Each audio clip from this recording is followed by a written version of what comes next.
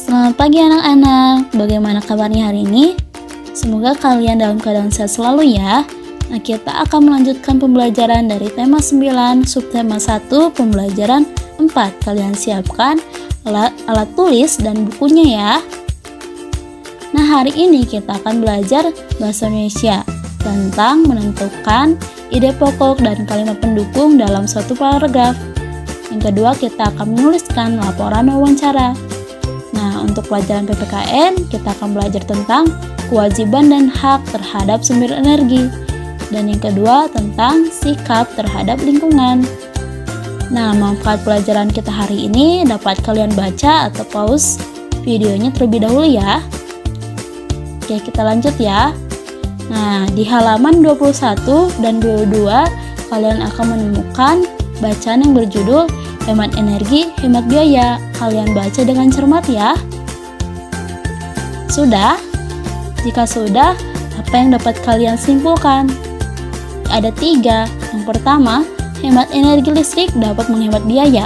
Yang kedua, manusia berusaha mendapatkan listrik dengan cara membangun PLTA, PLTU, dan PLTS. PLTA, pembangkit listrik tenaga air. PLTU, pembangkit listrik tenaga uap. PLTS, pembangkit listrik tenaga surya atau cahaya matahari. Dan yang terakhir, kita mengetahui menghemat energi, salah satu contohnya itu adalah tidak menyalakan lampu pada siang hari. Selanjutnya, menentukan ide pokok dalam satu paragraf. Ada 2 langkah. Yang pertama, kita harus menemukan kalimat utama, lalu membuat kesimpulan atau menyingkat kalimat utama yang telah ditemukan. Nah, untuk menentukan kalimat pendukung, kalian harus tahu dulu apa itu kalimat pendukung. Kalimat pendukung adalah semua kalimat selain dari kalimat utama. Si kalimat pendukung ini berisi berbagai informasi yang menjelaskan ide pokok suatu paragraf. Kita langsung masuk ke contohnya ya. Ini paragraf 1 dari teks yang telah kalian baca tadi. Nah, kalimat utamanya itu selalu berada di awal kalimat pada paragraf. Berarti kalimat utamanya adalah hemat energi adalah mempergunakan energi yang ada dengan seperlunya saja. Kemudian kalian singkat kalimat utama ini atau simpulkan. Jadi ide pokoknya adalah mempergunakan energi yang ada dengan seperlunya saja. Itu adalah ide pokok paragraf 1. Kalimat pendukungnya adalah seluruh kalimat selain kalimat utama. Ini kan tadi dari sini sampai sini kalimat utama. Berarti kalimat pendukungnya ya dari sini, dari kata energi sampai dengan kata biaya, itu adalah kalimat pendukungnya. Untuk paragraf 2, seperti biasa, tentukan kalimat utamanya. Kalimat utamanya ada di awal paragraf. Berarti contoh energi yang perlu kita hemat penggunaannya adalah listrik. Nah, kemudian kalian singkat kalimat utama yang telah ditemukan ini menjadi energi yang harus kita hemat adalah listrik. Nah, untuk kalimat pendukungnya adalah seluruh kalimat selain kalimat utama.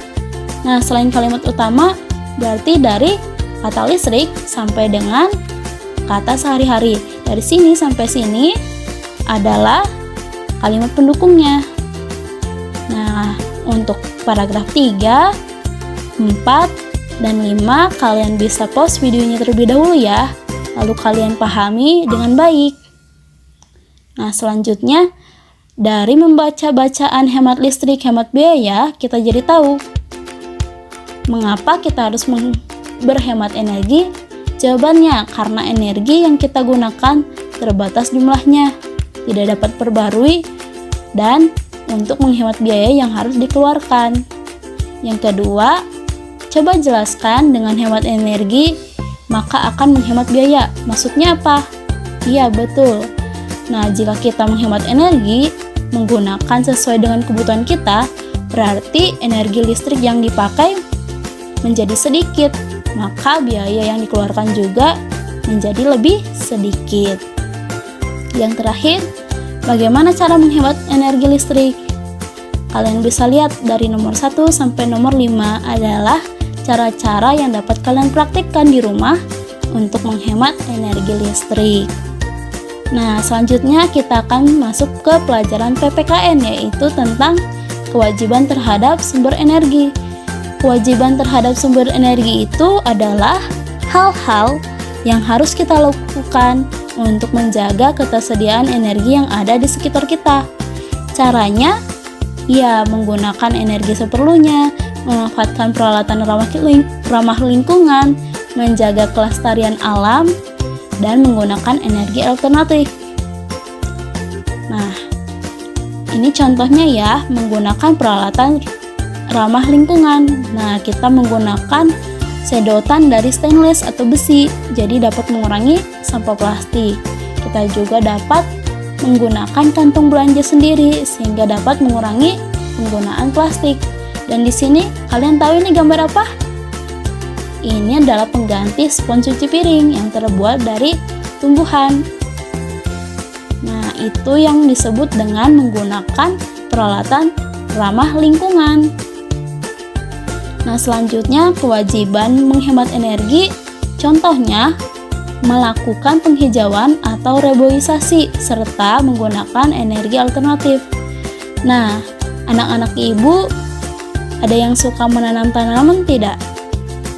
Bagus ya, itu adalah contoh kewajiban menghemat energi, kita melakukan penghijauan. Nah, contoh menggunakan energi alternatif tadi seperti membangun PLTA, PLTS, PLTU. Nah, hak menghemat energi. Apa sih hak menghemat energi itu? Iya, menikmati dan menggunakan energi untuk berbagai kebutuhan. Kita dapat bisa menggunakan energi kapan saja dan di mana saja. Kita bisa menonton TV, memasak, menggunakan peralatan-peralatan listrik, dan lain sebagainya. Nah, sekarang ajak temannya berdiskusi ya tentang sikap, hemat, dan boros energi. Kalian lengkapi tabel berikut dan tulis di buku kalian ya. Nah, selanjutnya sikap terhadap lingkungan. Bagaimana sikap kita terhadap lingkungan? Ya, sikap terhadap lingkungan, karena lingkungan sudah menyediakan kita berbagai sumber energi, berarti kita harus, iya betul, menjaga dan merawat lingkungan. Nah, di sini adalah contoh-contoh dari sikap menjaga lingkungan. Yang pertama, tidak membuang sampah, membersihkan selokan, melakukan reboisasi, tidak memburu hewan, menanam pohon, dan lain sebagainya. Dapatkah kalian menyebutkan contoh sikap lain dari menjaga lingkungan? Nah, sekarang kita akan belajar menuliskan laporan hasil wawancara. Kemarin kamu sudah bisa membuat daftar pertanyaan untuk wawancara. Sekarang kalian kerjakan halaman 27 ya. Kalian lakukan wawancara dengan anggota keluarga kalian tentang menjaga lingkungan. Tulis dalam bentuk tabel seperti yang ada pada buku ya. Nah, di sini Ibu beri contoh. Tanggal wawancaranya kalian tulis misalnya tanggal berapa? Tanggal hari ini misalnya tanggal 25 Maret. Data hasil wawancaranya, nama narasumbernya siapa? Contohnya di sini kakak. Pertanyaan yang kalian ajukan apa? Misalnya dimulai dengan kata apa? Apa yang terjadi jika manusia tidak melaksanakan kewajiban dari menjaga lingkungan? Nah, kalian tulis jawaban dari narasumber kalian. Seperti itu ya, kalian kerjakan dengan baik ya. Nah, sekian pembelajaran kita hari ini. Semoga bermanfaat. Jangan lupa kerjakan tugasnya dan kumpulkan melalui WhatsApp Ibu. Selamat mengerjakan dan sampai jumpa di video pembelajaran berikutnya. Dadah anak-anak.